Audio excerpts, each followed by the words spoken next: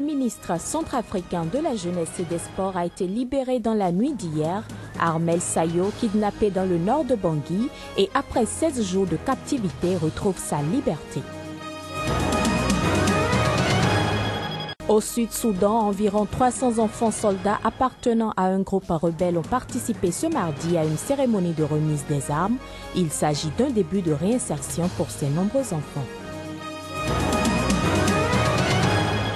Puis en RDC, la journée de la SAP, c'était hier mardi. Pour la célébrer, les adeptes du Kitendi se sont rassemblés sur la tombe de Stervos-Niarchos, le seigneur de la SAP, pour lui rendre hommage.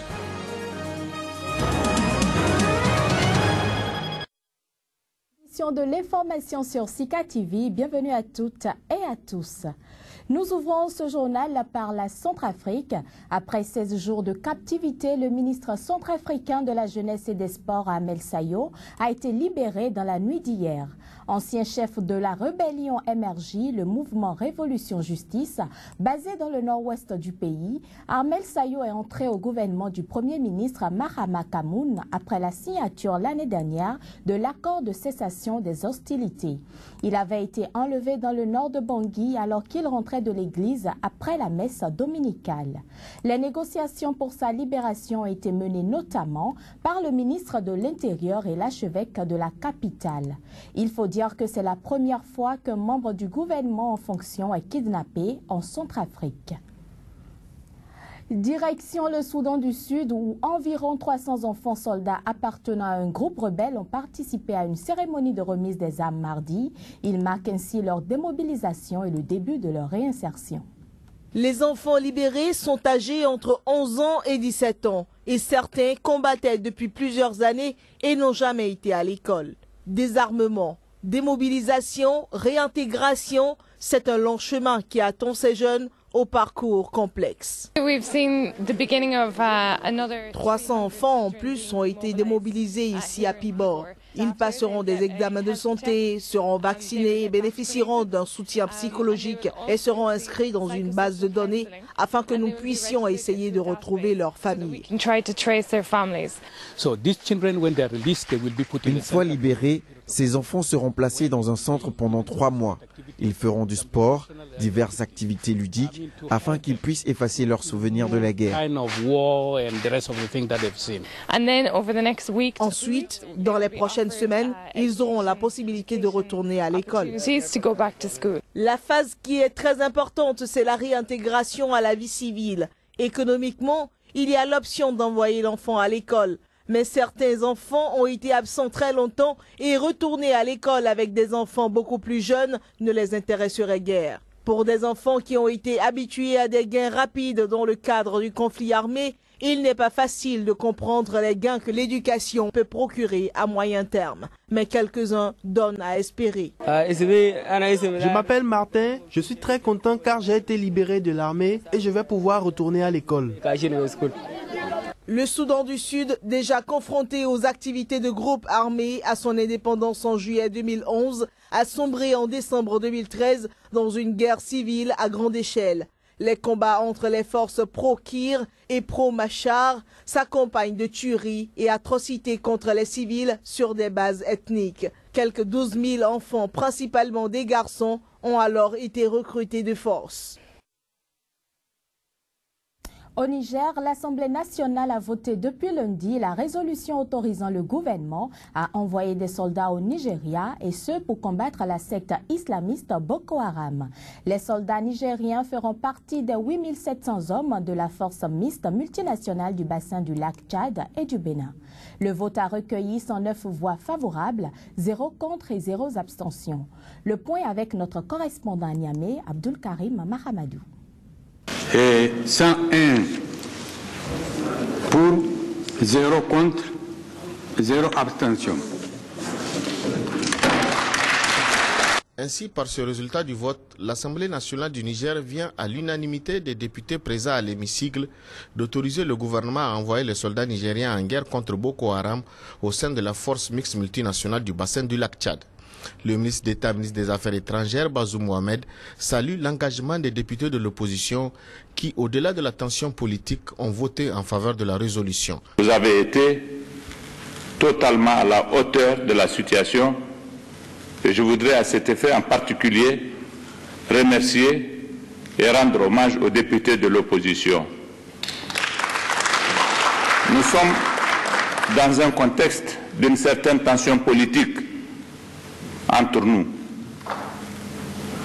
Mais cela n'a en aucune façon influé sur le débat que nous avons eu parce que vous vous êtes situé au-delà de ces questions qui sont secondaires lorsqu'il s'agit d'avoir en vue notre pays et ce à quoi il est aujourd'hui confronté.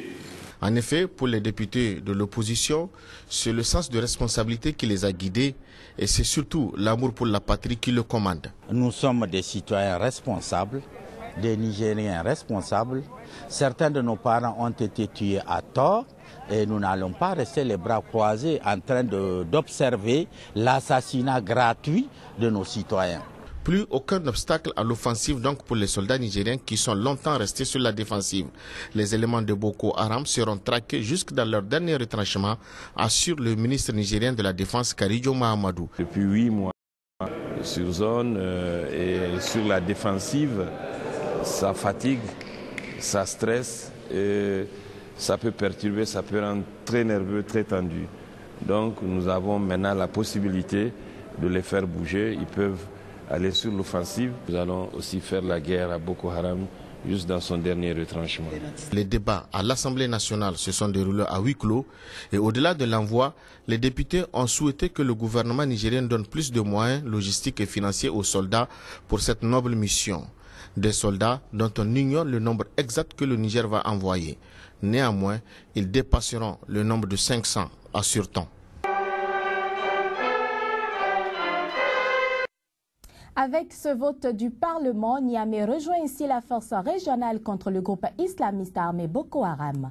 Dans les rues de la capitale nigérienne, la nouvelle est accueillie positivement. Voici quelques réactions. C'est vrai, ça m'a choqué parce que c'est notre territoire qui est touché. Alors, l'envoi de militaires pour combattre ces gens, raison pour laquelle je l'encourage. Je l'encourage parce que ce sont des gens qu'on doit en finir avec. Ah oui, c'est vrai. Il faut sécuriser votre pays, c'est le plus important.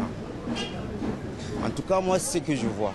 De sécuriser notre pays, notre population. On ne peut pas envoyer nos frères dans un autre pays, qu'on les tue. Moi, je suis contre ça. Ça doit se faire tôt.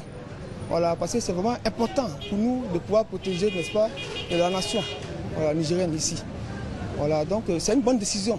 Et peut-être en envoyant nos militaires là-bas, les Boko Haram, ils vont avoir vraiment, ils vont solliciter beaucoup venir au Niger pour faire des choses qui ne sont pas normales. Pour moi, vraiment, je ne trouve pas ça bon. Le président de la Guinée, Alpha Condé, s'est rendu au Libéria pour une visite de solidarité.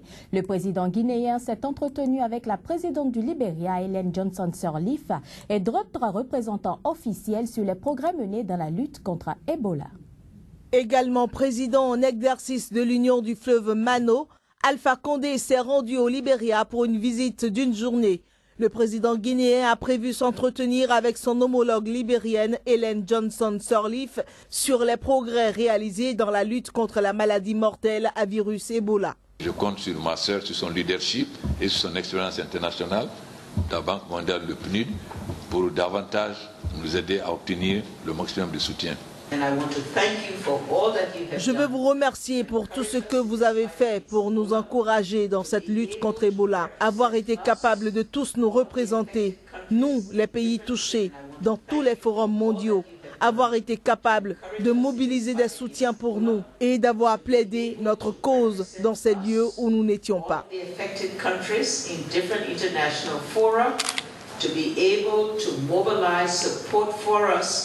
To be able to present our cases in those cases when we were not there. Dans son dernier bilan, l'OMS fait état de plus de 8000 victimes du virus Ebola.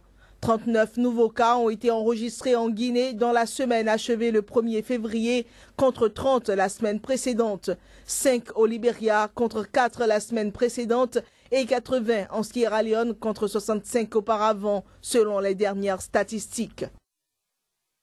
La page culture de cette édition nous amène en République démocratique du Congo. Les adeptes de la SAP, ce style vestimentaire africain inspiré des dandys européens, ont célébré hier la journée de la SAP. À l'occasion, ils se sont donné rendez-vous sur la tombe de Stervos Niarchos, un des fondateurs de ce mouvement surnommé le Seigneur de la SAP. Car la SAP, c'est une société des artistes et des personnes élégantes. Les fidèles de la religion Kitendi, venus de quelques provinces de la République démocratique du Congo et de Brazzaville en République du Congo, ont célébré mardi à l'entrée du cimetière de la Gombe, à Kinshasa, où repose pour l'éternité le pape de la SAP congolaise Stervos Niarchos, la journée de la SAP. Ils ont profité de cette occasion pour chacun exhiber des vêtements hors mode et non encore présentés par les stylistes à travers un défilé de mode spontané.